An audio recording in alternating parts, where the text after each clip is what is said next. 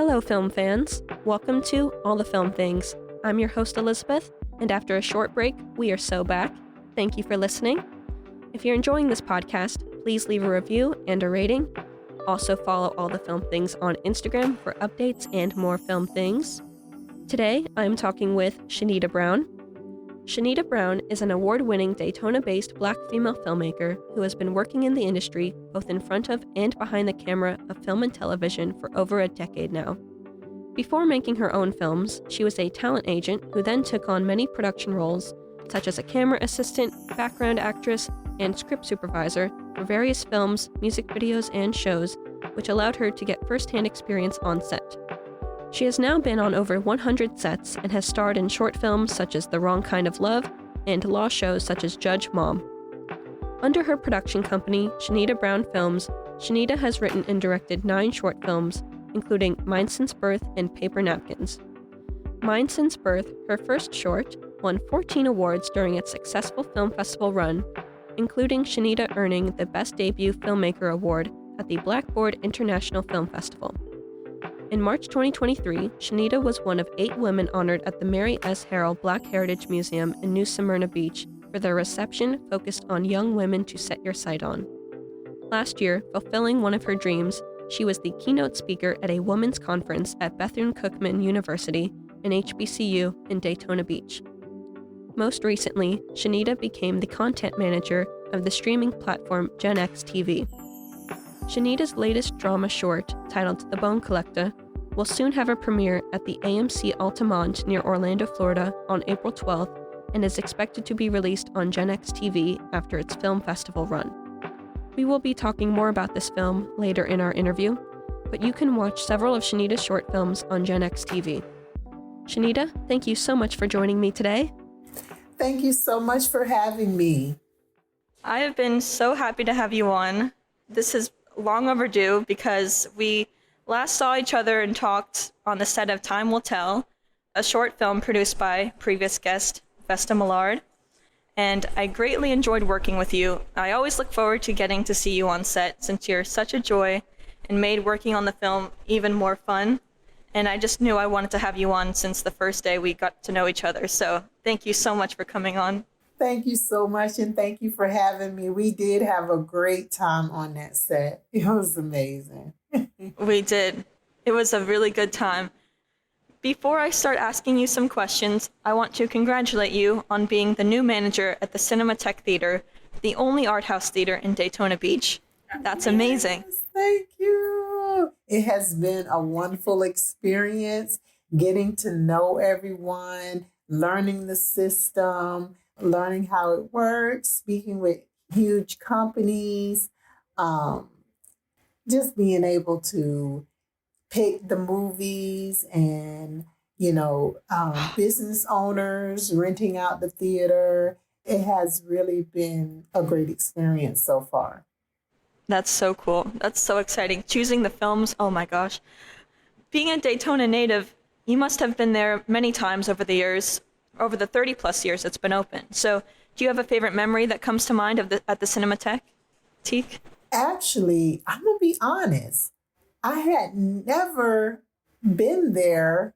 My first time being there was actually this year. Oh, wow. Out of all of these years, I never knew it was there. I never knew what they did there. And one of my friends invited me to come out to watch a movie there. And I was just so amazed by it. And I met a lot of the people and the board members, and they loved me. And I went back again for another event, and it made me love it even more. But before then, I did not know what the Cinematique was. I heard of it, but I had never been there. Wow. So now that you are now working there and have a hand at choosing the films, and since they do play occasionally throwback films, what's an old film that you'd love to see screened at the theater? Well, I am a horror buff. Most of you that know me know that. Which shocks me, yes. I have questions about that.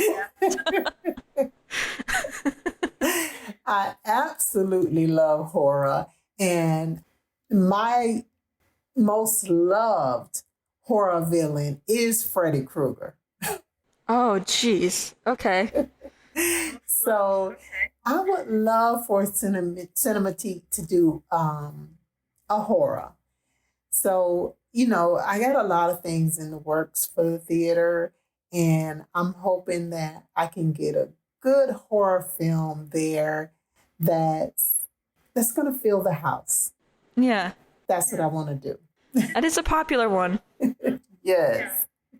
Now, through preparing for this interview, I learned pursuing film wasn't part of your original plan, as you had earned a bachelor's degree in law studies with the intent of becoming a lawyer, and a few years later you earned a master's degree. Did you always have a love for cinema, even before pursuing a law degree? I did, actually. Growing up in middle school, well, they call it junior high and high school, I was a writer. So I wrote a lot of stories. I wrote a lot of poems. I did a lot of writing. And I watched a lot of shows on TV. And growing up, my favorite actress was Halle Berry. I even went and got my hair cut like Halle Berry. And I said, I want to be the best actress in the world like Halle Berry. Because to me, she was the best. Yeah. So I did have a love for theater and cinema and everything, even before I decided to go to school for law. Mm-hmm. Now, speaking of Halle Berry, what was the film that made you a fan of hers? BAPS. BAPS. Is that one of her early films? I haven't seen that one. Yeah, it's one of her early films. Okay. BAPS stands for Black American Princesses. BAPS. She played pretty much a best friend, a very eccentric best friend, where she wore pink hair, yellow hair, green hair. She was very vibrant, very outspoken. She wore colorful clothes, and she talked with that slang that a lot of people have, that down south slang. And it was a really good film. I really enjoyed that film. That was really one of the films that made me love her as an actress, because I know that was the total opposite of who she was. Also, the film she did with Billy Bob Thornton. Monsters Ball? Yes.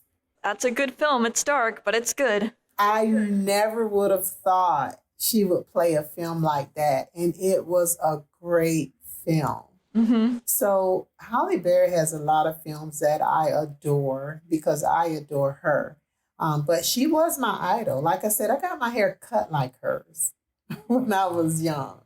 So I love that. She's such an icon. I'm excited for her new film. She has a new film with Angelina Jolie coming, action film. Yes, I can't wait for it. Catwoman. I actually fell out of my seat when I saw her in John Wick 3 because Keanu Reeves, oh my goodness. Is he one of your crushes? Oh my goodness. Yeah. Yes. And when she showed up in John Wick 3, I was so excited. I'm like, there's Holly. She's back. She was so good in that. She was so good. I forget if her character dies, but I hope she would come back for another one. Yeah, she didn't get killed. And I really believe that she probably will come back because she played a pivotal role. Yeah. You know, she was a queen. And I feel like she didn't get her consequences like all the other people in charge did. So maybe they might come with an episode teaching her a lesson. You never know. We'll see. Yes. Bring Holly back. Bring Halle back, yes. I hope they're listening. Now, since you were pursuing law, what are some of your favorite law-focused courtroom films? Matlock. Matlock, okay. Perry Mason. They're not films, but they're series. Mm-hmm. When it comes to, I don't know any courtroom-based films that I can say, wow, that was good. Really? But I can name 1,000 series that were amazing when it came to the courtroom. And do you know Law and Order? I go to sleep watching Law and Order. Like, I absolutely love Law and Order. Tell me that this week. Really? I absolutely love it. I love it. And Perry Mason and Matlock, I watched every day when I would come home from school. Or if I stayed home from school, that's what I'm watching.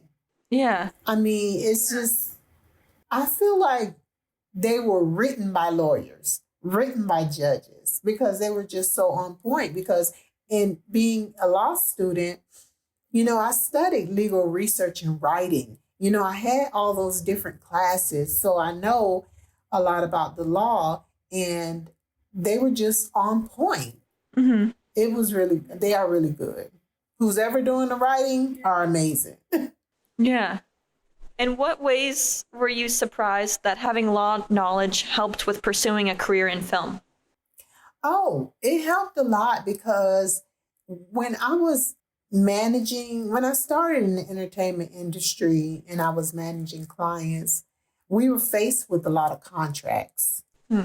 Yeah. So we got offers for contracts, and to be able to decipher a contract for that client, by me not having a degree in law, I have my master's, yeah, but I'm talking about taking the bar exam and being able to practice law.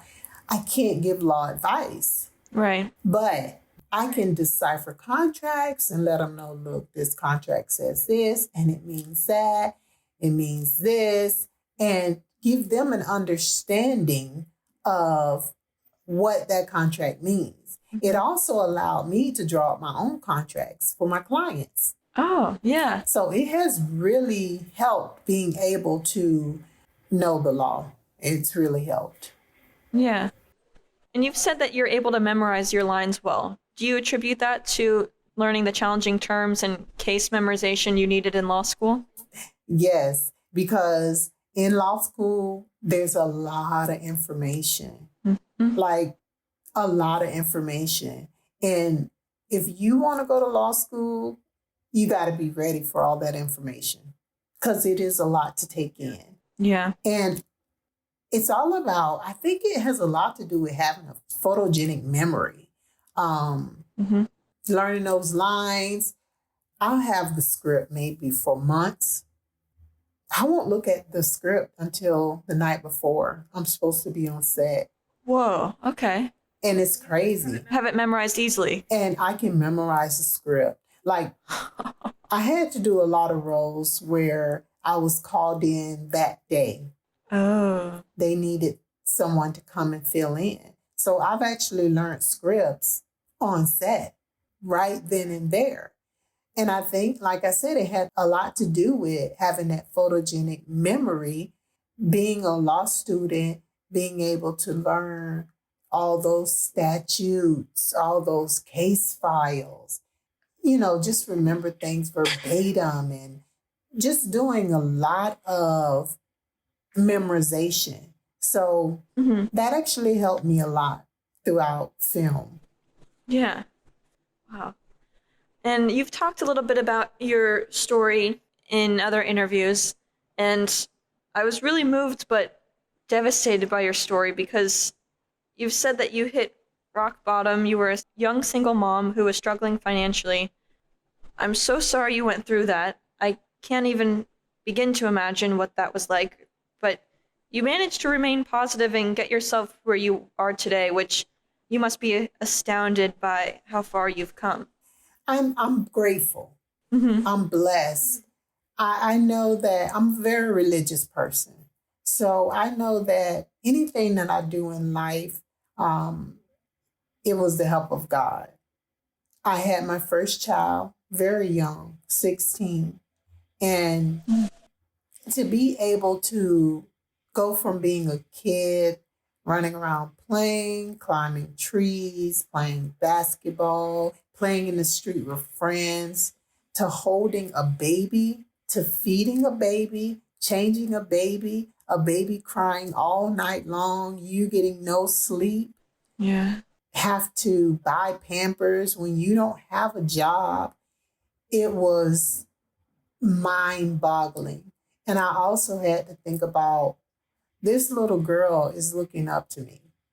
I can't Yeah. continue to be a failure and not provide that role model that she needs, because right now she has no one but me. Her father was in her life. He's a good father to her, but when you're not married and you're not living with them, you're still considered a single mom. Right. But it was tough. It was tough. And getting out of it, I had to work multiple jobs, like no less than 2 jobs. Oh, wow. Okay. In order to provide. So it was tough. It was tough. And that's why I'm grateful for everything that I have. I teach my kids to be grateful, because you never know. You never know. Yeah. I'm so thrilled that you got out, because imagine, you've accomplished so much. I mean, just even reading your intro, that's not even all your accomplishments. I could go list and by all the accolades you've won for your films, and it's remarkable. You say how grateful you are, but I'm grateful. Just like to sit with it and understand like what you've done, and it's unbelievable. Thank you. It's incredible. I appreciate that. Now, your daughter, you said that she's who got you into the industry through your oldest daughter. And you've described your younger self being very different from who you are now. Introverted, feeling invisible, lacking confidence. When you noticed your daughter lacking confidence as well, that's when you put her in modeling to help boost her self-esteem. Did acting, modeling, and making films boost your self-esteem as well? It actually did.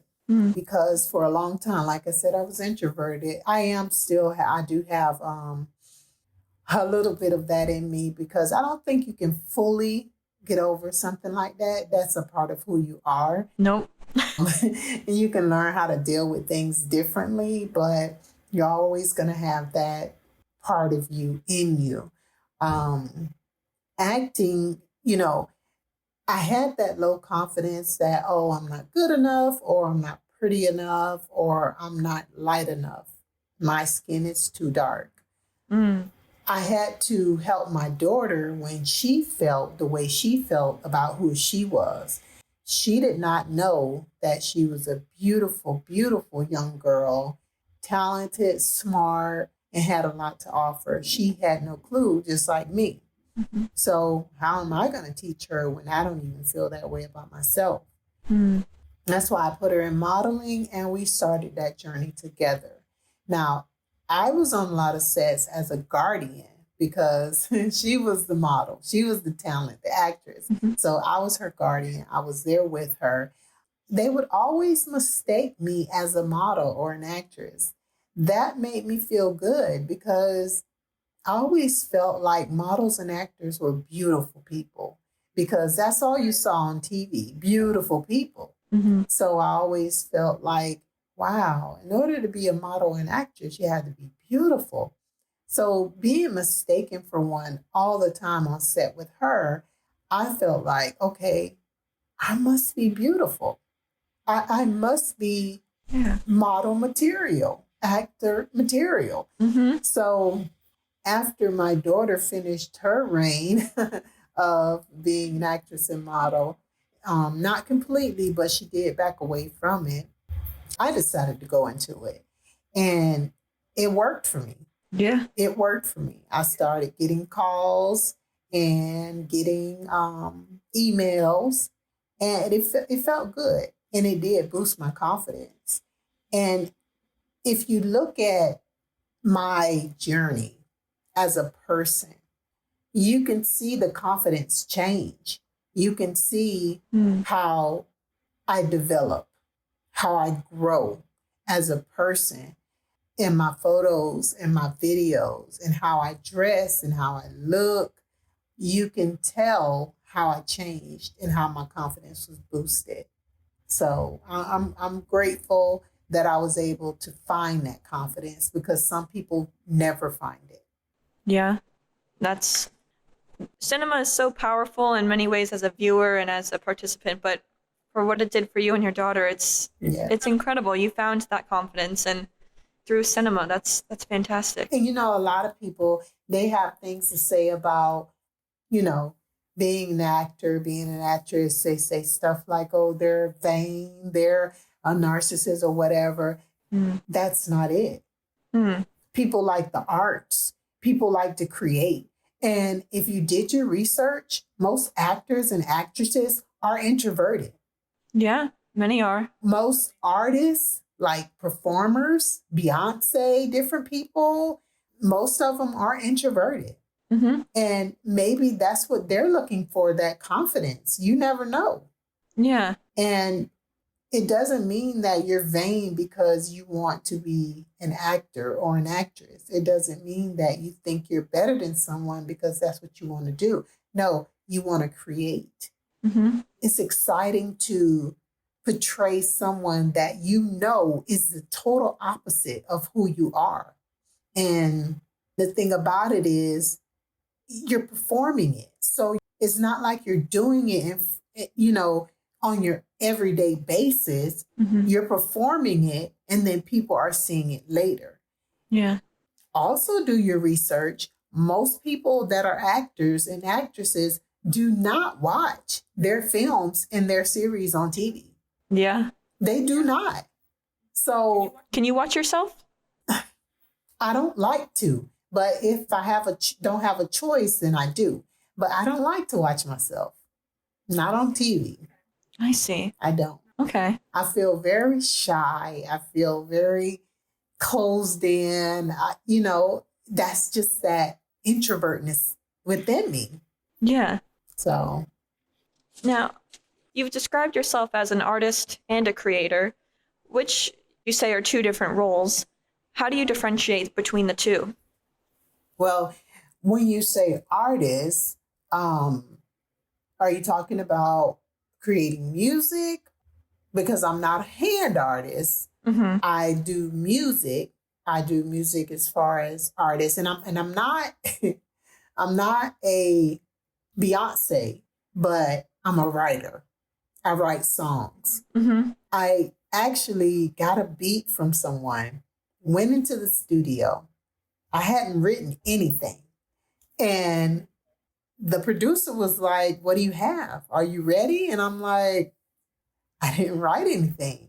So he started playing the beat, and I wrote the song right there in the studio. Wow. Okay. I wrote the song and we started recording. And when you say creator, I think of creator as like a filmmaker, a writer. We write the film, we direct the film because we know what we want. We know what our vision is. So we want to create that and turn it into a movie. So artists and creators go hand in hand because they create. They use their ability to bring something to life. Okay. Like those words on that paper, they become a movie. They become a song. They become a screenplay, stage play. They become something. So you create those different things. Yeah. When you first started being on and then working on set, did you know then that you wanted to direct and make your own film someday? I did not. Oh. I enjoy acting. I enjoy modeling. I've even done some runway. I've done some runway modeling. I enjoy doing that, walking the runway in other people's clothes. Like I said, I've always been a writer. So I didn't have in my mind to be a filmmaker until later on in my career when I started being on a lot of those sets. And I'm just like, okay, I'm right here on this set. I see it being made. And then when I see it on TV, I'm like, wow, they got that out of that. Mm-hmm. Yeah. And it just was so amazing to me. And I'm like, I think I can do that. I think I can write something. And I think that I can direct these actors to do this and then create this. So I started writing movies. And my first movie was mine since birth.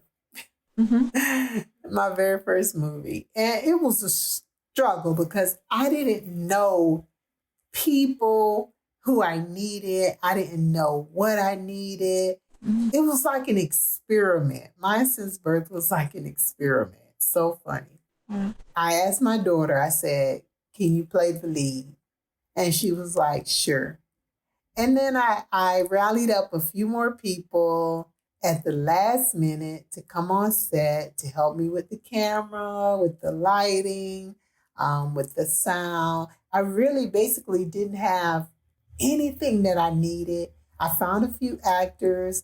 It was a great story, great story. So imagine if I knew then what I know now. Mm-hmm. And mine since birth has won 14 awards. And imagine if it would have been made now. And I'm really thinking of remaking it.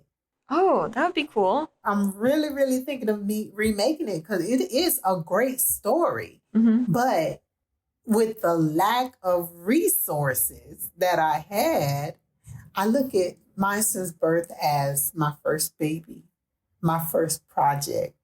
And Yeah.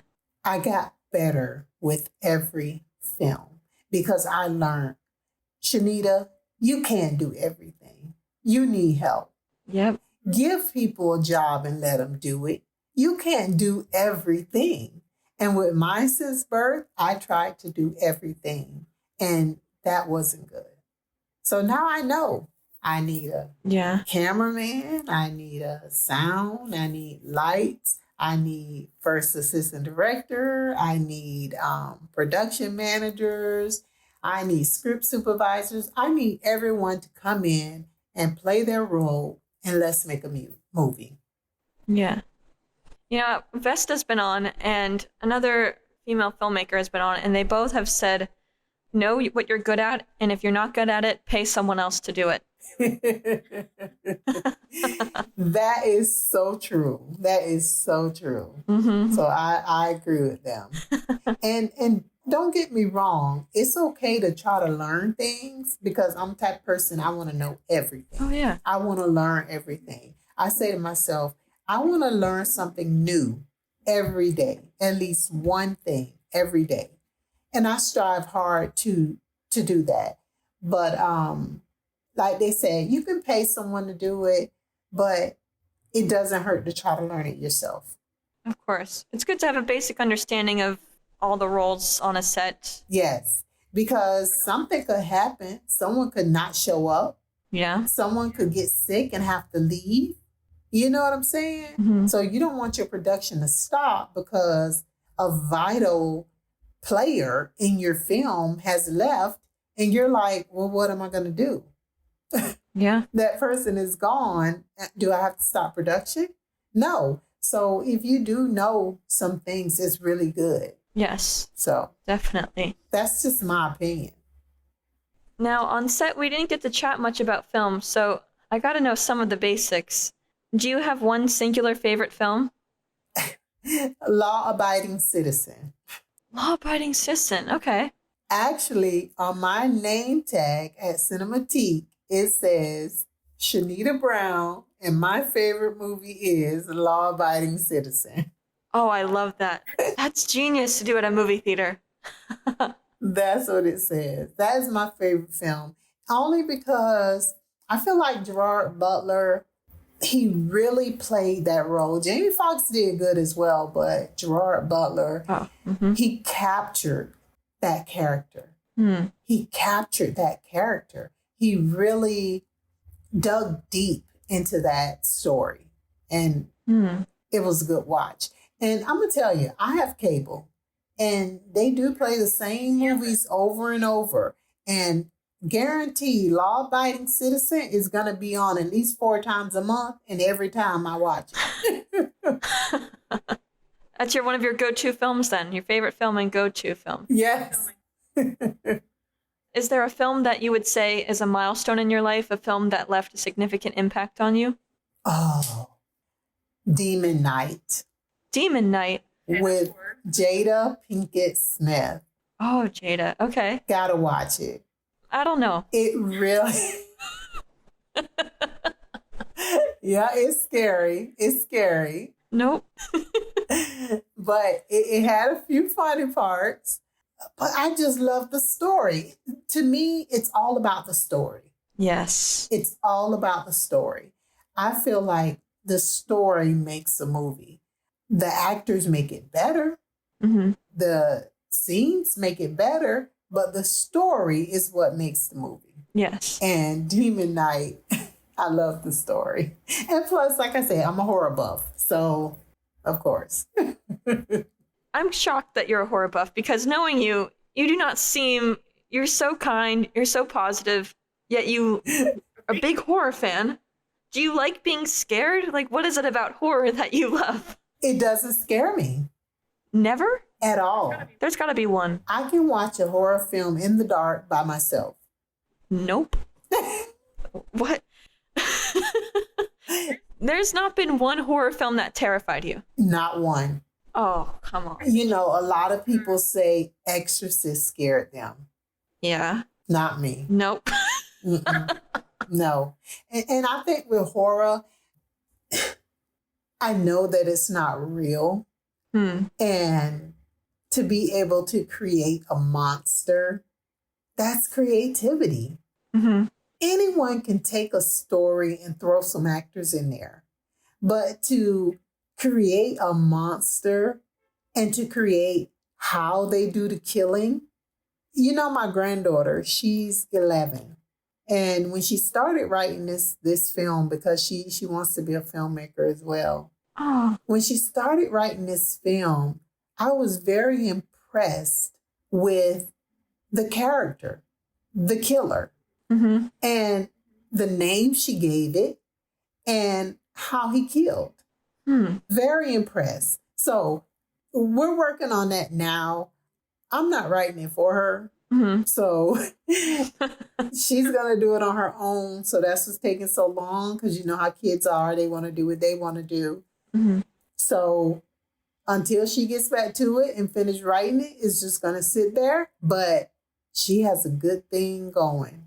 I'm really proud of her. Really proud of her. That's amazing. You're 11 years old and already interested in filmmaking. Yeah. And she has a great mentor. She actually played the lead in Black Brother. Oh. Did you see Black Brother? Oh, yeah, I did. She was a little girl. Oh, and Mine Since Birth. She was a little girl that was kidnapped. I really wanted to see Mine Since Birth. That's the only one I think that I didn't get to see. Yeah, because it hasn't been released. It's still in the film festival, still winning awards. Oh, still. Wow. Still being requested by everybody because they look at it as my first. Yeah. I'm a filmmaker. This is her first film. We want to see this. We're anxious to see this. So that's why it hasn't been released. Because also, if I remake it, I want to remake it into a feature.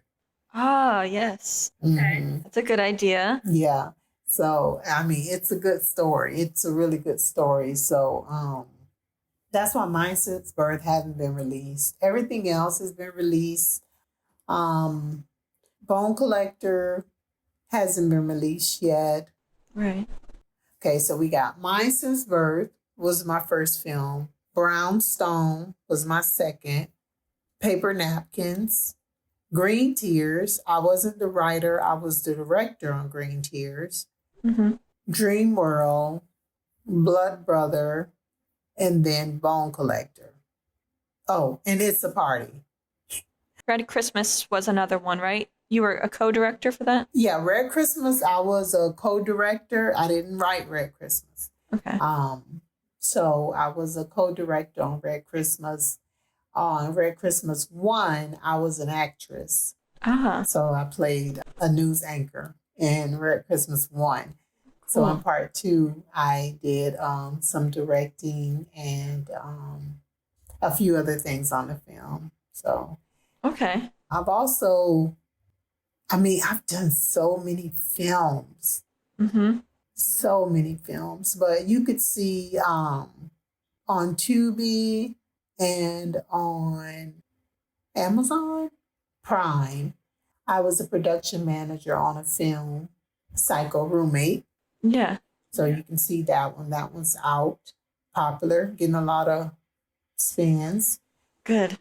Yeah, so I've done a lot of films, and I've co-written a lot of films too. So I'm waiting on those to come out. Mm-hmm. I know a lot of people, when they write the film, they want to direct it. So when I'm asked to direct a film that I didn't write, that makes me feel good, because a lot of people that write their films, they want to direct their films. Like me, I want to direct all my films.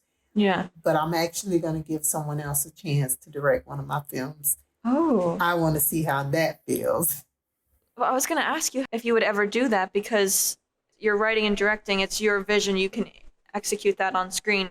So being taken away from that, would you be producing that as well? So you'd have a hand in how the vision turns out? And see, and that's what I'm saying. So it works both ways. Mm-hmm. To me, directing someone else's film means more to me than directing my own film, only because I know what vision I want. I know what I see for my film. But to be able to take someone else's film and bring it to life by directing it, that means more. So if you flip that around and I write the film and then I allow someone else to direct it, I want to see if they can bring my vision to life. Mm-hmm. So I'm actually going to give someone the opportunity to direct one of my films. I want to do a lot of things Mm-hmm. just to give people the opportunity to work with me on a higher level. I will allow someone to produce, because I do most of the producing.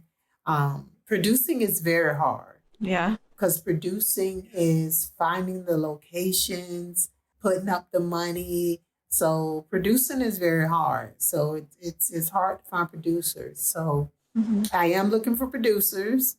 If anyone knows anyone that wants to produce a Shanita Brown film, let me know. Yes. Everyone listening, make sure we'll talk about how to get in touch with her later. And of course, it'll be in the episode description, so people can reach out to you and such. And you've said that your dream is to work with Blumhouse Productions. Yes. To what capacity do you envision this dream? Blumhouse is the GOAT of horror. Oh, okay. The GOAT of horror. I want to work with Blumhouse, because I know that working with Blumhouse, oh my goodness, it's going to be good. Just to mix the two talents together, my crazy mind and their talents, oh, I can't wait. And you know, the funny thing is, if I go to my TV and I say, okay, I'm going to watch a horror tonight, which is mostly the case, Mm-hmm. and I choose a horror, I can say to myself, before it even shows it, that's Blumhouse. Mm. Yeah. Because I know their work. Mm-hmm. It's amazing. That's my dream. Yeah, they've produced some of the best horror films The best. in recent years. I mean, Get Out, Us, The Invisible Man, The Black Phone. They're doing very well. Like, there's no comparison.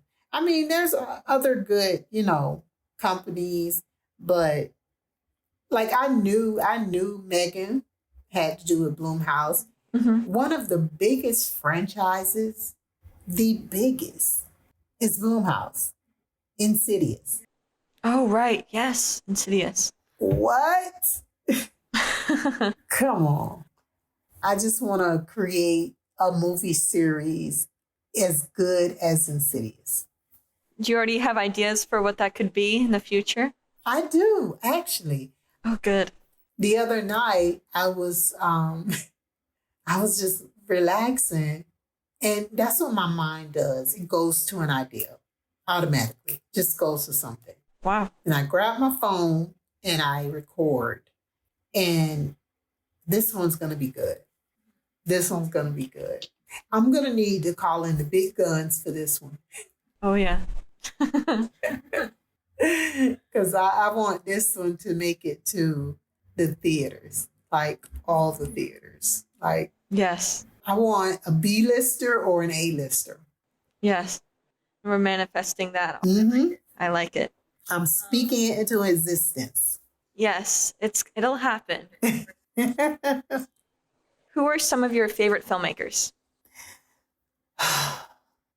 Stephen King, Mm. the brothers, what's their names?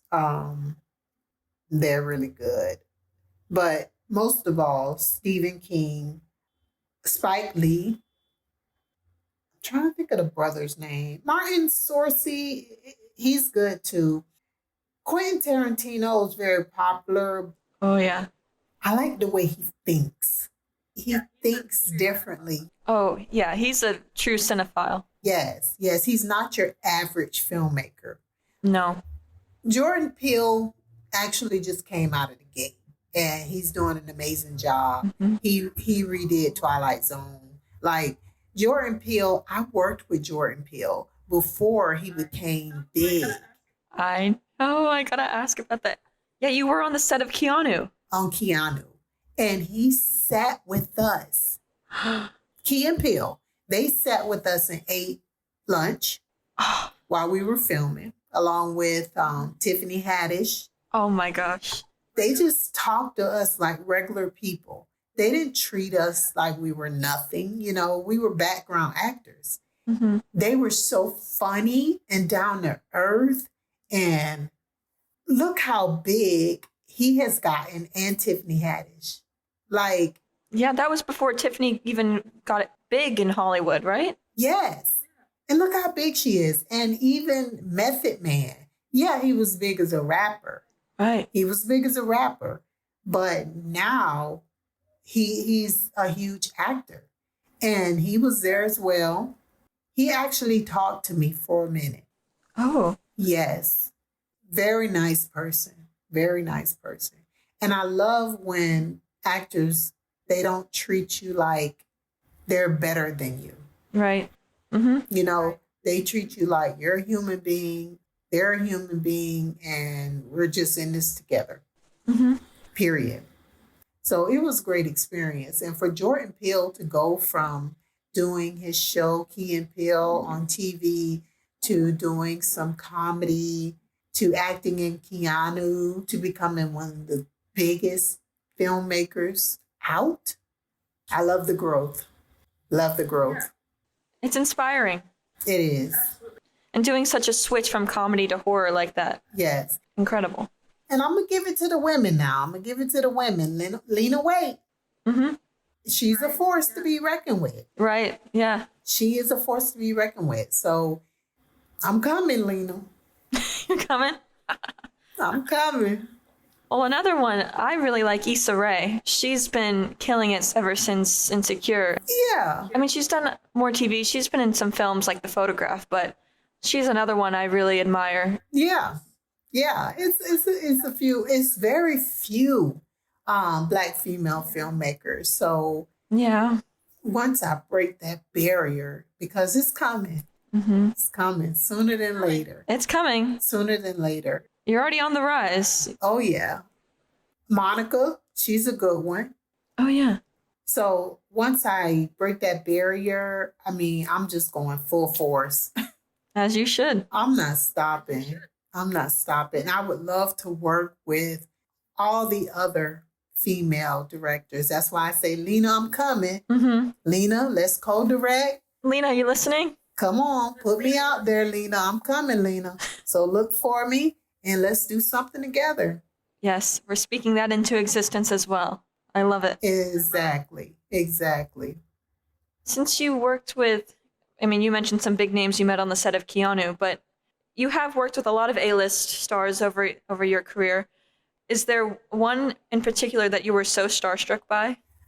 I actually think it was Niecy Nash.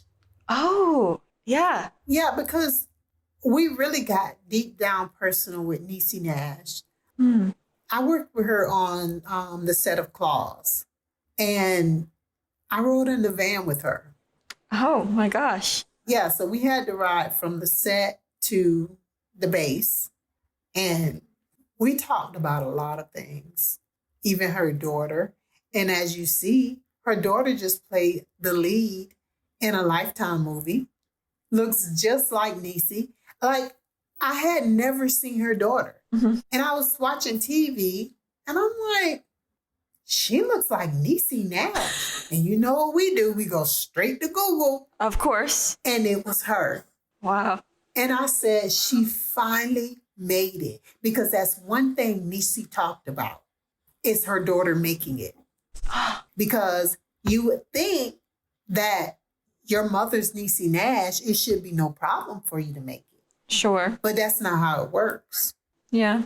That's not how it works. So it felt good to see her finally making it, you know, to be on Lifetime in a Lifetime movie. I'm happy for her. Mm-hmm.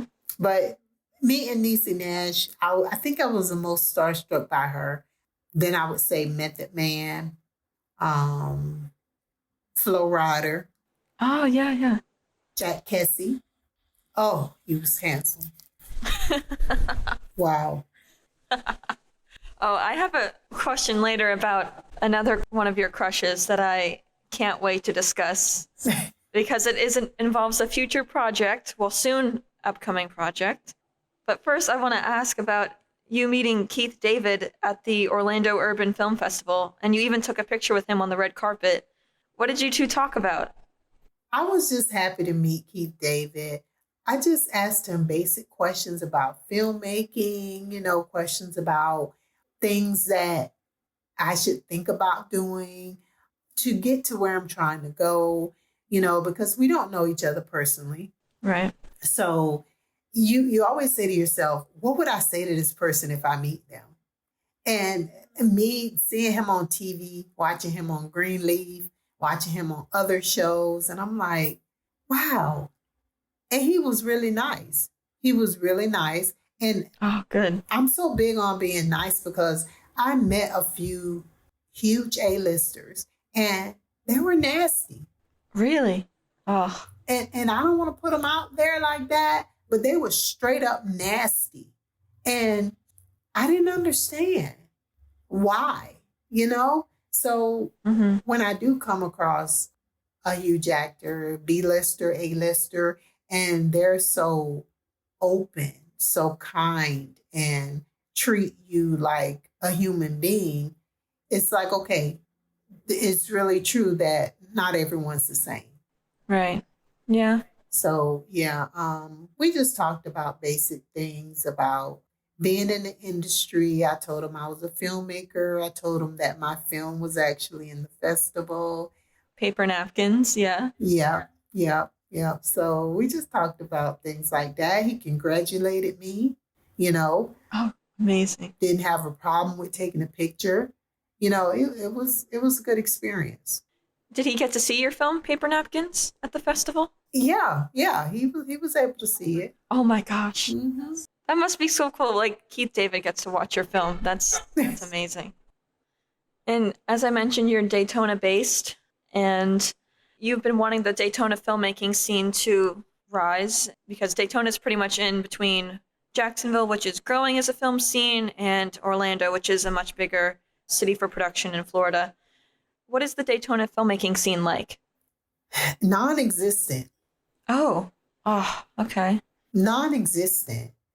Out of my entire career, I've done Mine Since Birth here, and then I did Bone Collector here. Uh-huh. And then I think I did one other film for someone here. But other than that, it's non-existent. And I'm trying to bring it here. Yeah. I'm trying to bring the actors out. If we have actors here, if we have people that can work behind the scenes doing production, doing first they see cinematography, and it's basically non-existent. I want to say that as a Daytona Beach native, born and raised here, if you are into film, contact me. Yeah. Contact me because I can put you to work.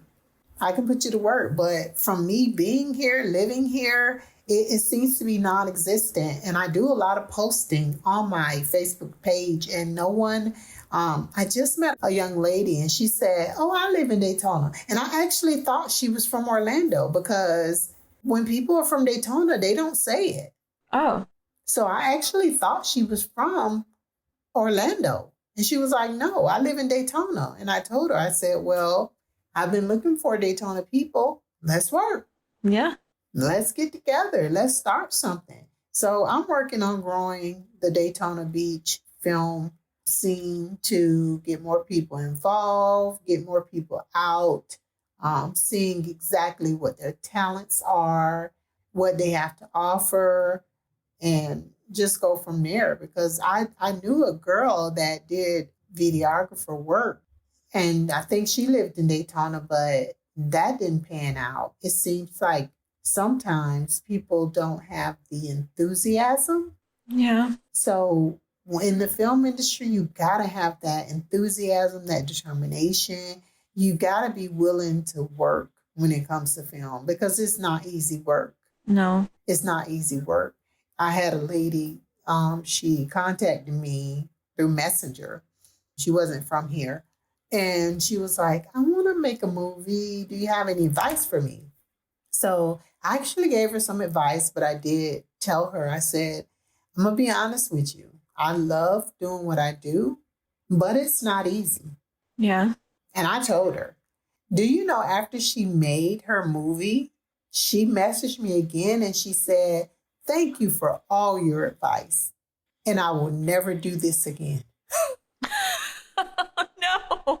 She said, "That was the hardest thing I've ever done, and I'll never do it again." And I wanted to say, "I told you so. Oh my God. I told you so." But just because something is hard doesn't mean you give up on it.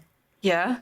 Mm-hmm. Doesn't mean you give up on it. If you like it, you enjoy it, and you're determined to do it, always try again. Yeah. Everything is not going to come easy to you. It's just not. And like I say, it's hard to do, but I enjoy it. And I love to see the end results when I'm done. That's what really gets me, the end results. It's amazing. Mm-hmm. And I tell people, if you're interested in film, start small. Mm-hmm. Do something like behind the scenes photographer, script supervisor. Sometimes that can get in depth. Just start small and then work your way up. That way, it won't be so hard. Right. But when you're just rushing right into it, "Oh, I want to direct. Oh, I want to produce. Oh, I want to do this." No, it's baby steps with anything, like riding a bike. Everything is just baby steps. Work your way up and you're good to go. Mm-hmm. And you had so many great onset experiences that really helped you. So you were ready when you started making your films. So I was ready. Yeah. And basically it weaned me into becoming the filmmaker that I am today. So I appreciate the experiences, the opportunities that people afforded me. And I've had some great opportunities. People trusted me, and I appreciate that.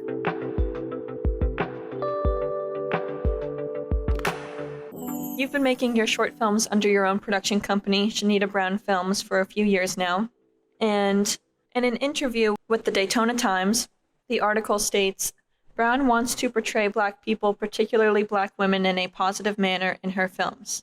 You said, it's hard for Black people in film, especially women. They want us to do those exploitation roles. I refuse. I won't be put in a box. So many actors fell into that. Many are good at what they do, but are lost into that. Even your intention to get into law was to help people and be an advocate for the community, which you've done through your films, on and off screen. So what has it been like for you to be in control of portraying Black people in a better light on screen? It feels good. It feels good. Like I said, when it comes to Black people, they expect us to act a certain way, be a certain way, do certain things. And Mm. I don't want that for us. Yeah. If I have full control, that's not going to happen. Yeah. Now, if I'm working on someone else's film, of course, I have no control over what they do, but I can give my advice. Mm-hmm. I can, say how I feel because, we all have our opinions. We all have our freedom of speech. But if I have control, if I ever put out anything, it's going to be a message. Mm-hmm. It's going to be, I put this out because I want to support this. I want to show people that this is what happened, or maybe it's a documentary. You know what I'm saying? Telling the true story of someone.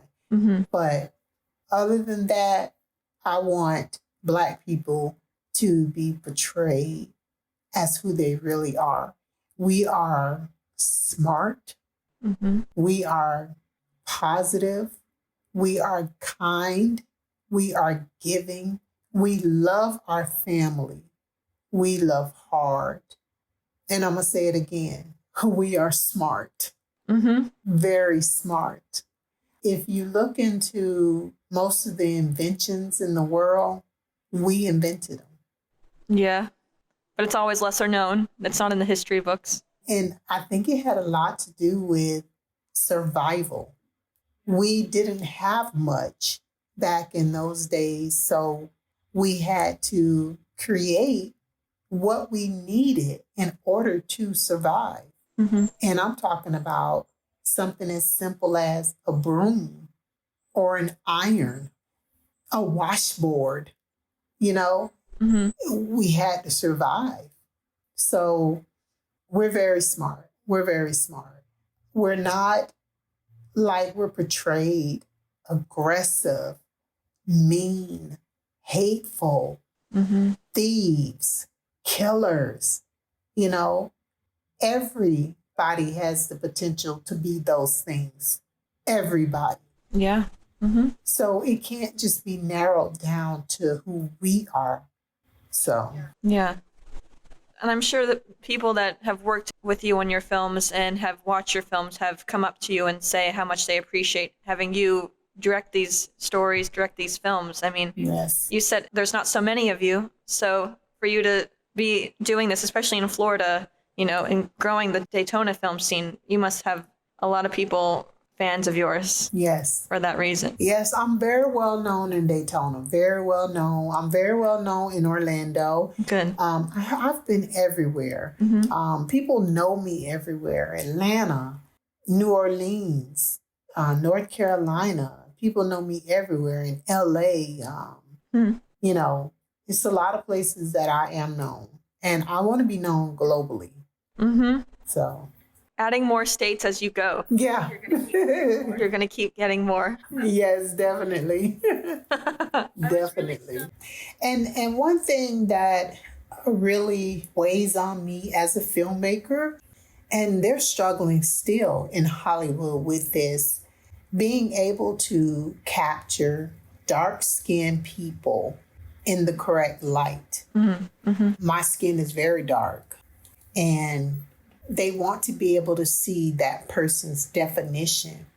As you see, when I do my filming or just do a regular video, I make sure the light is where it needs to be in order to capture me because my skin is so dark. So that is my goal in Hollywood, to allow dark-skinned people to get more roles, because a lot of times they won't pick a dark-skinned actress or actor because they're so dark, and they're afraid that they're not going to be able to capture the definition of their face and, their eyes and their mouth and everything because their skin is so dark. It's hard. That's no excuse. They're professionals. Yeah. But I have a friend that works in Hollywood now, and he tells me they're still struggling with it. Oh my gosh. After all these years. Like, what? With all this technology. With all the technology, with all the professionals in the world, that is no excuse. They can easily learn, and it's far overdue. They're still struggling with it. And it's prohibiting people from great roles. Yeah. That's a shame. And I know, because I know I applied to a lot of roles, and I may look the part, but because of the darkness of my skin, they won't pick me.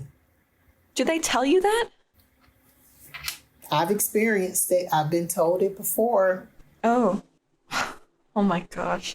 Yeah. I hope that's stopped and it's better now. I know you've been in the industry for over 10 years, 10 plus years, so I hope that's stopped by now. But it seems like if Hollywood's still not lighting Black people correctly, then I guess it's still happening. Because, if you really look at commercials, you will every now and then see a person as dark as me, but most of the actors that are Black are light in color, even in films. And I wanna break that barrier. I wanna be able to, if you look at my films, a lot of the actors are darker. I've played in a few of my films, and I know how hard it is to like me. I understand that, but I don't give up, and I don't take the easy road. Yeah. I just don't. So I'm going to continue to do what I have to do to figure out what the problem is with them lighting up darker people in Hollywood. Yeah. I hope your friend in Hollywood has been really an advocate for this and is teaching people correctly. He has. Good. Yeah, he's a kind soul, and he's very good at what he does. Very good. We need more people like him in Hollywood then. And he's not Black. Oh, okay. No. Wow. That's amazing. Right? I was really stunned listening to you discuss the difficulty finding collaborators as a woman in film, because for some reason there are those who hesitate working with a female director. Have you found that still to be an issue as you've made more films and become increasingly established as a filmmaker? Oh, most definitely. Okay. Most definitely. Good. It's a man's world. Yeah. It's a man's world. And that's what they say. And they don't trust that a woman can do the job. And I know from experience, from working with a lot of males in the industry, they want to take over. Yeah. They don't trust that we can do a good job.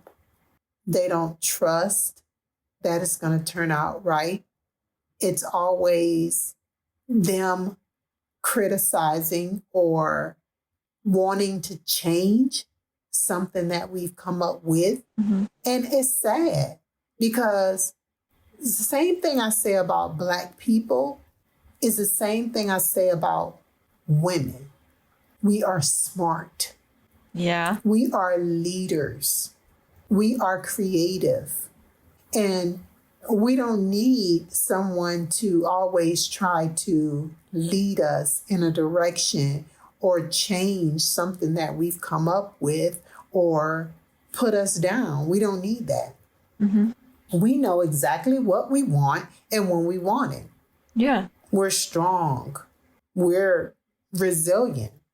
We've gone through so much in life that I believe men could have never gone through.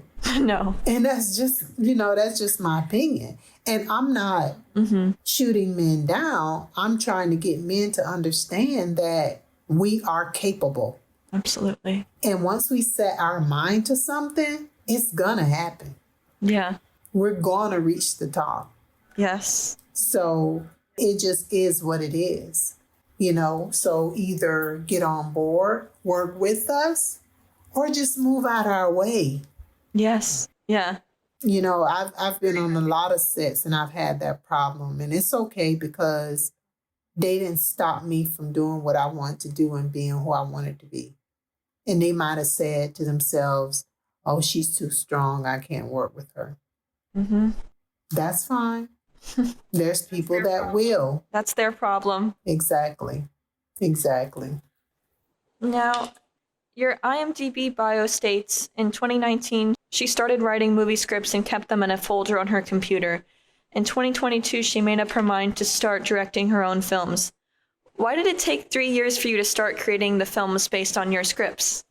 Because I was too busy acting. Ah, okay. Too busy working with other people, putting them before me. And that's where my focus was, because I wanted to be good at my job. I wanted to be good at representing them. Of course, yeah. So finally, when that died down, I said, you know what? Let me go ahead and start doing what I know I wanted to do from the beginning. So I went into my little folder and I had all those scripts written out. I finished most of them and I started new ones. And I still have a lot more that I have to finish and a lot more that I did finish that I have to direct and create. Yeah. I bet your voice memos are full because you said that you'll just put your phone up and have an idea and you'll say it. So you must have film ideas stacked for years and years to come. I do. If I think of anything, I grab my phone because if I don't, it'll interrupt the next idea because I have so many ideas. Yeah. And while I have this idea here, if I don't put it in my memos, oh my goodness, I'm going to forget and then have another idea that I have to put in my memos. So I make sure I have my phone close to me at all times.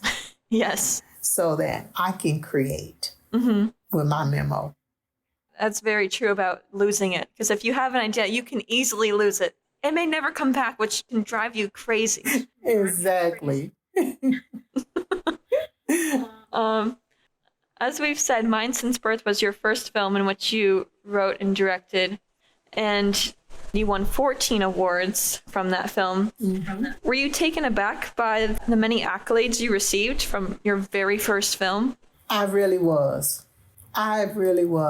The constant emails, messages, just the requests on Film Freeway. I was like, what? Is this really what's happening? I just couldn't believe it. And when I say I've gotten emails from Cannes. Oh. Film Awards. Cannes. Absolutely. One of the most major festivals. Yes. Cannes Film Festival. Yes. And I've gotten, like when I get the email, congratulations, I just get a chill over my body. Like, no, I won. And I'm just so excited. And I like to share. One thing about me, I like to share the positive things in life because my life is not 100% positive. But I'm not going to give the negative stuff any light in my life.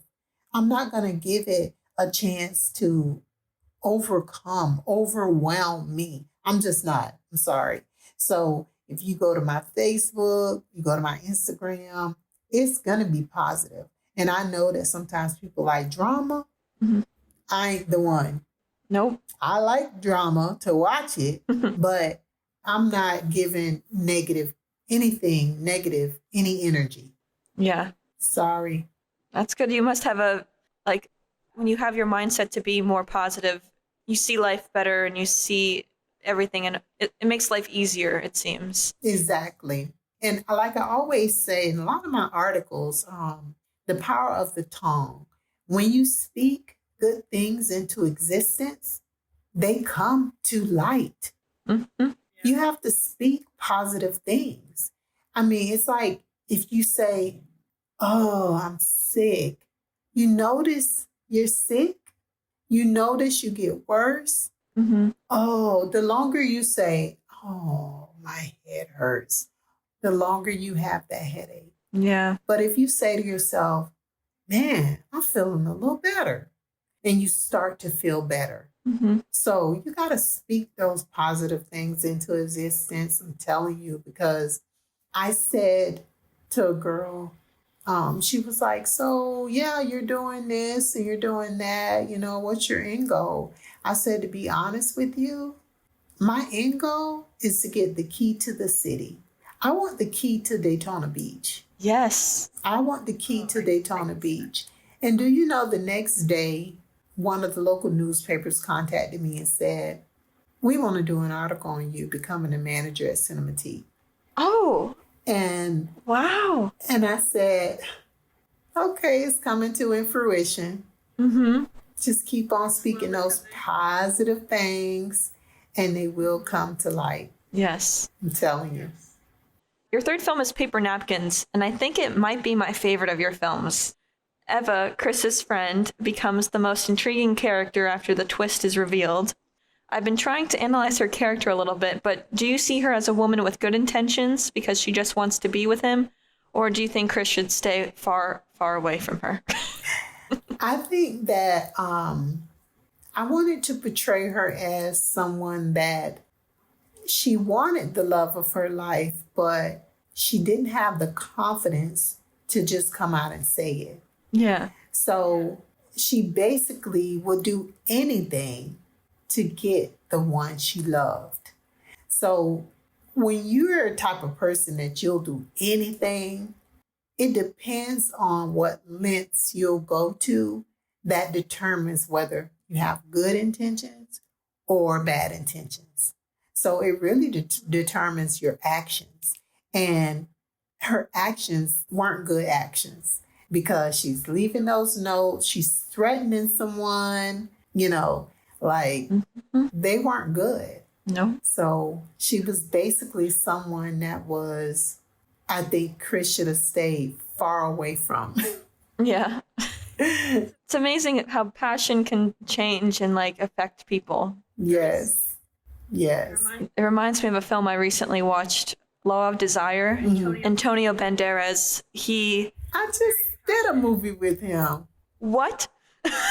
Wait, no, was Antonio? No, it wasn't Antonio. It was the other guy that looks just like him. No, it wasn't Antonio Banderas. Never mind, it wasn't him.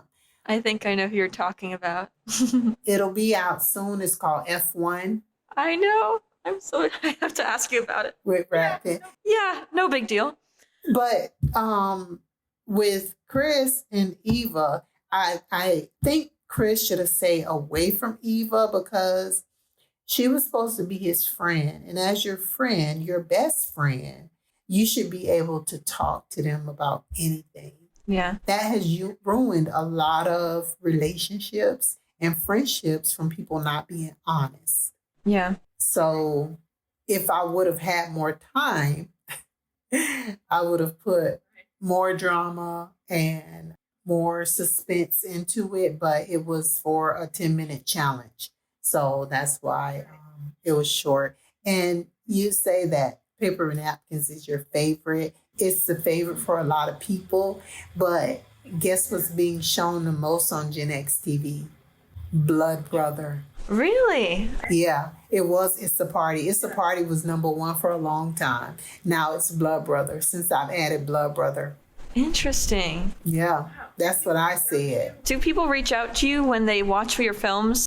Because I'm sure you see the numbers, but I hope people are also reaching out to you and saying how much they enjoy your films. And that's what I really thought people would really enjoy Paper Napkins, but they're not watching it as much as they're watching It's a Party and Blood Brother.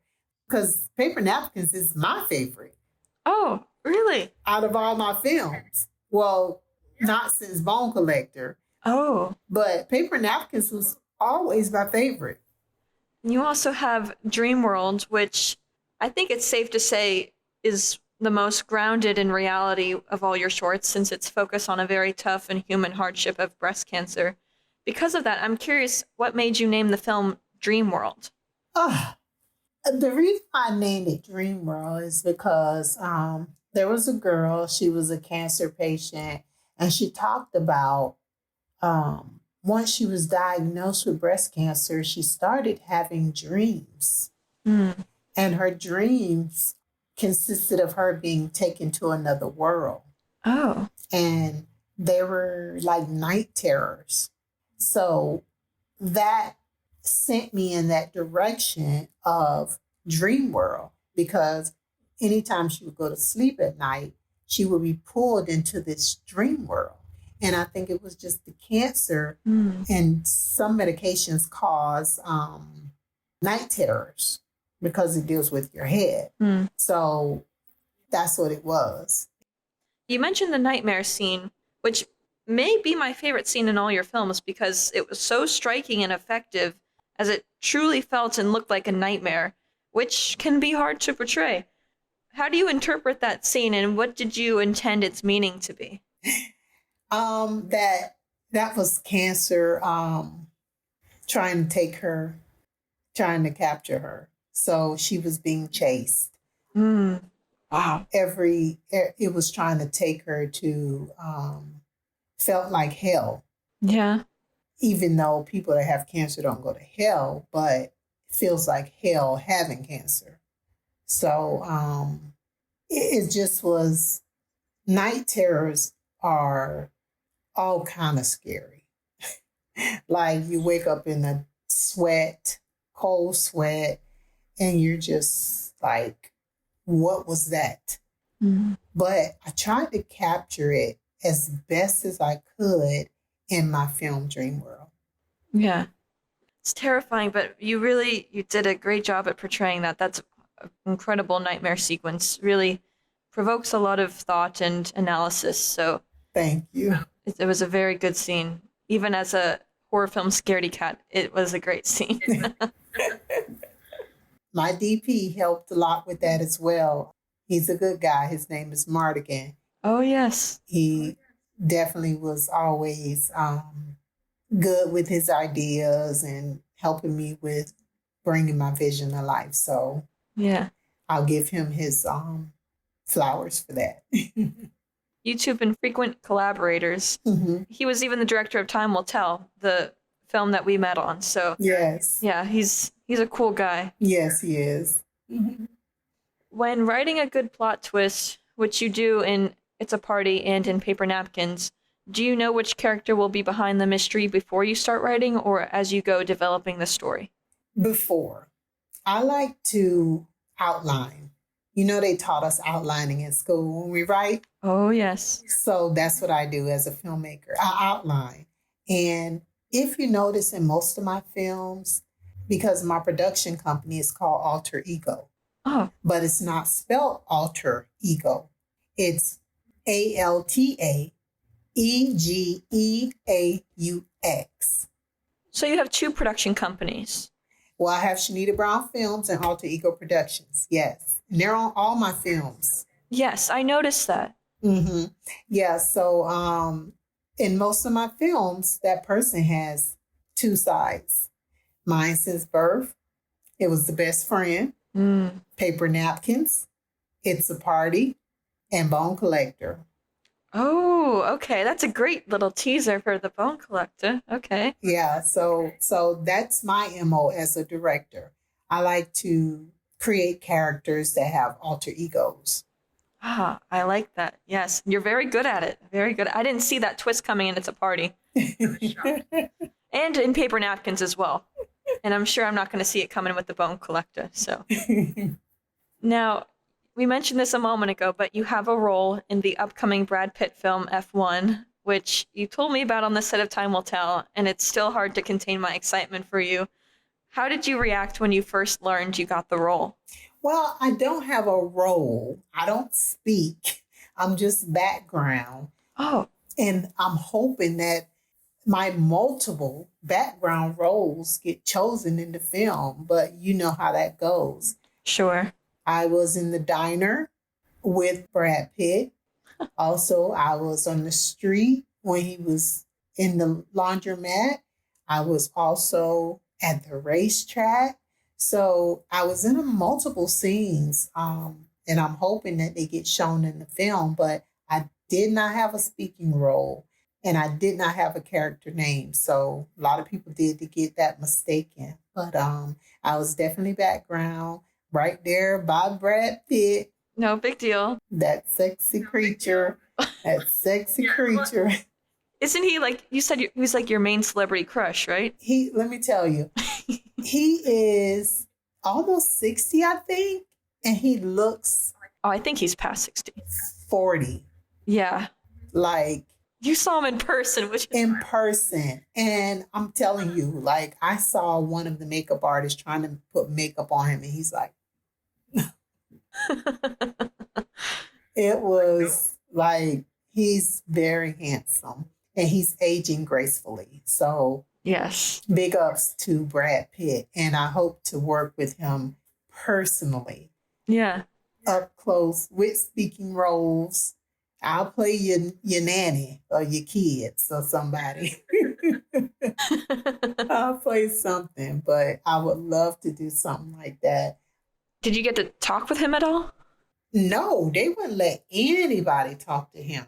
Man, but I'm not surprised. We couldn't take any pictures. Like, I was right there by him. Yeah. We couldn't take any pictures. They were really strict about him, that set.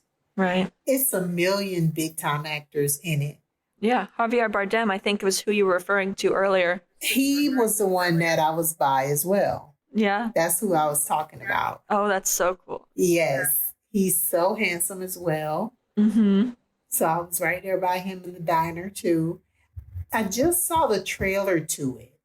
And oh my goodness, I didn't know so many other actors were in it because they weren't on my set. Yeah. I was on 3 different sets and they weren't there. It was just basically Brad Pitt, Javier, and a few other people. But like, so many powerhouses in that movie. I can't wait to see it. And they changed the name. It was Apex.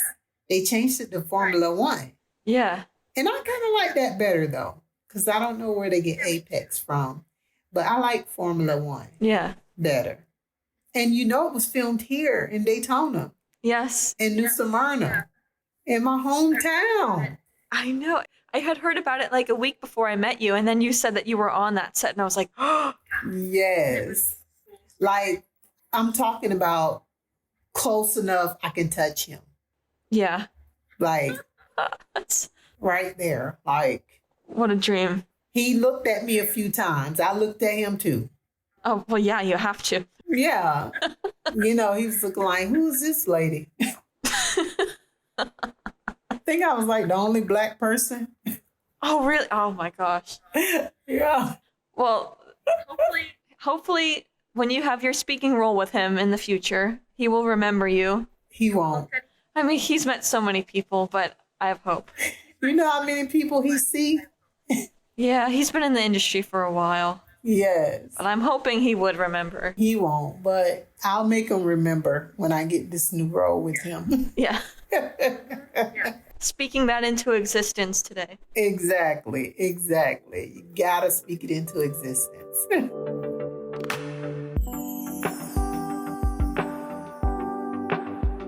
Now, your new film, The Bone Collector, your latest short in which you directed, wrote, and produced. Yes. Congratulations on your 9th short film. What is the film about? Yes. The Bone Collector. People think it's a scary movie because it's called The Bone Collector. It is not a horror. It is a drama. And it's about 5 friends that are very close. They do everything together. They have their lunches together. They go shopping together. They do everything together. Mm-hmm. But there is this one friend in the group that collects all their secrets and reveals them to each other or other people. And it causes chaos and drama. And we call her the Bone Collector. She does not care who she hurts. She does not care who it affects. Mm. She basically tells all the secrets. Mm. And she's called the Bone Collector. So I play the Bone Collector. Mm-hmm. So that is the total opposite of what I am and who I am. So it felt good to play the villain. Yeah. And people that know me know that I would never do anything like that because I wouldn't want it done to me. Right. So to be able to get out of your comfort zone, I had to continuously redo something because I'm just like, okay, cut, action, cut. No, I need to do that again because I'm not portraying that well. So I finally got it. And this is the first film you starred in as the lead of your own film. So Yes. why did you decide that this was the one for you to first be the lead in?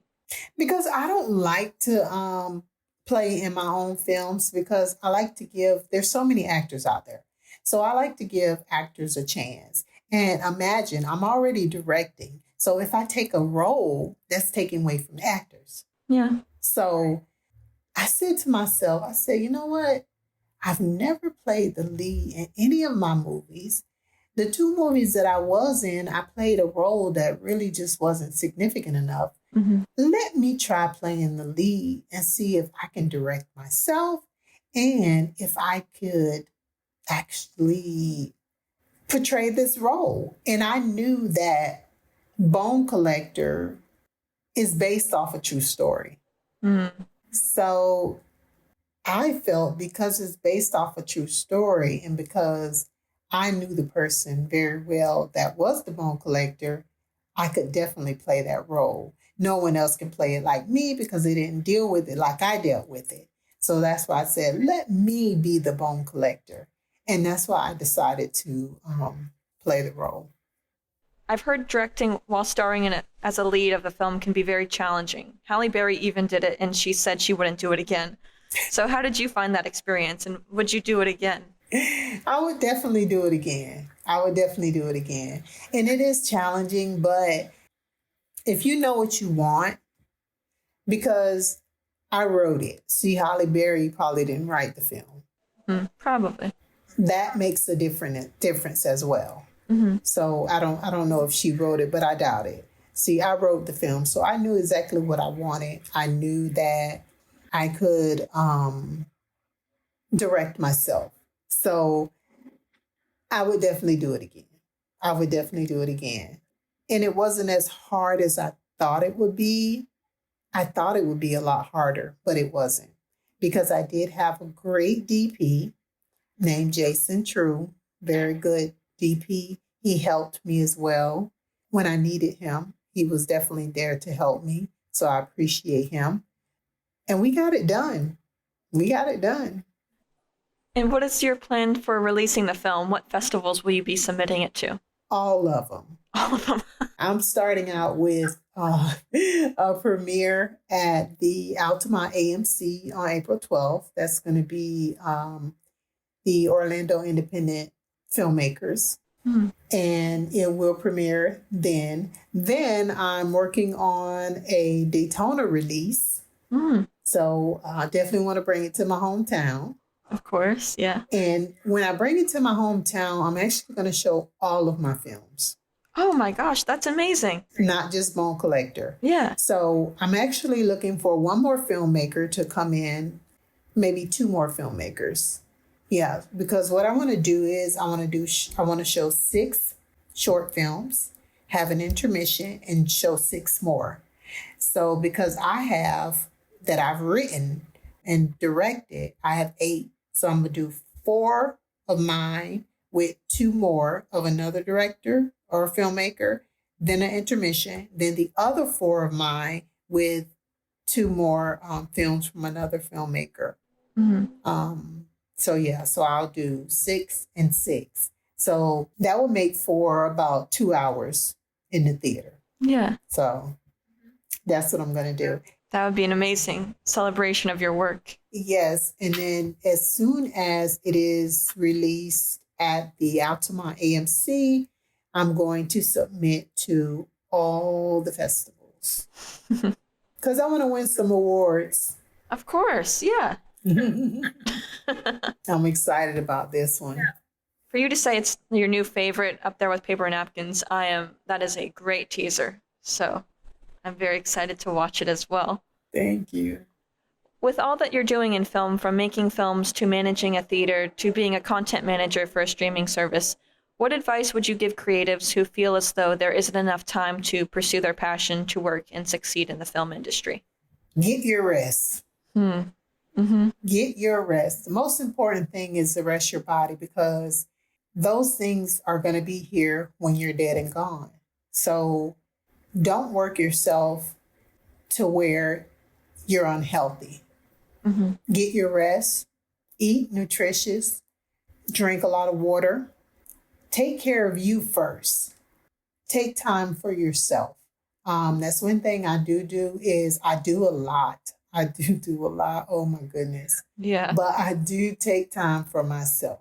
I take time for my family, my husband and my kids, my grandkids. Good. You know, take care of yourself first. And then you'll be well enough to do the jobs that you need to do and to pursue your dreams. Thank you so much for joining me today, Shanita. I'm so grateful to have met you and worked with you. You left quite an impact on me on set, and even more so now. I really admire your efforts to help others and your strong work ethic in making films while remaining positive throughout all you do. I sincerely hope Time Will Tell wasn't the last time we get a chance to work together, but I'm very excited to see what you do next. Definitely. It will not be the last time. And I definitely appreciate you for bringing me on. Of course. This has been phenomenal. You are doing a great job. Oh my gosh. And I cannot wait to see where your podcast goes because it is really going somewhere. I'm so proud of you. When I first met you, I just knew you were a wonderful person. We connected, and I just, when you asked me to do this podcast, there was no hesitation at all. None whatsoever. I appreciate you for taking the time to bring me on as a guest and telling my story and telling everybody things about me that a lot of people don't know. But it feels good to kind of release, relax, relate. Yes. But yeah, I really appreciate you. And I'll see you soon. Yes. Oh my gosh, that was so kind. That was, I can't even process. That was so nice of you. Thank you. I wanted to talk with you, to have you on since I met you. So to finally interview you is so exciting to have you on. I'm so thrilled, and we made it work. There was some complications getting everything set up. The audio is not as good. I'm very sorry, everyone, because it's outside. I was locked out of the podcast studio, but we did it. We made it work. Yes. And I know people are going to be impacted by your story as well. It doesn't end with me. So, and everyone else will be very inspired. And I hope more people reach out to you about your work and see your work. Yeah, and they can reach me at my Instagram and Facebook. It's at my first name, Shanita, Shanita, my middle initial A, last name Brown. So it's Shanita A. Brown. Also find me on TikTok at sleep_walking_through THRU_life, sleepwalking through life. That's me. I'm just skating through life. You get your rest in. Yes. And any other social media, just look for my name. All right. And if you're near the Orlando area, make sure you catch the premiere of The Bone Collector at the AMC Altamont Saturday, April 12th. I'll be sure to let you all know on the All the Film Things Instagram when it's widely available to watch on Gen X TV. Is there a film recommendation, a line from a film, really anything you'd like to conclude our episode with today? Like I said, watch Law Abiding Citizen. That's my favorite movie. Yes. I'll have to find it. I'm sure I can easily find it if you say it's on TV all the time. All the time. They know it's good too. Well, thank you for having me, and everyone have a good night, and look me up on social media. Connect with Shanita. And thank you again so much for joining me today, Shanita. And thank you all for listening. And Shanita, I think this is the beginning of a beautiful episode. Thank you. Bye, everyone. Bye, everyone.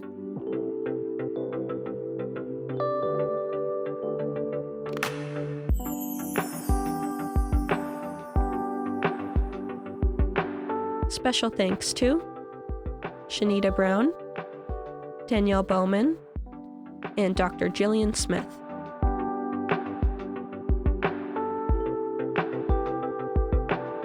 This episode was recorded on March 20th, 2025.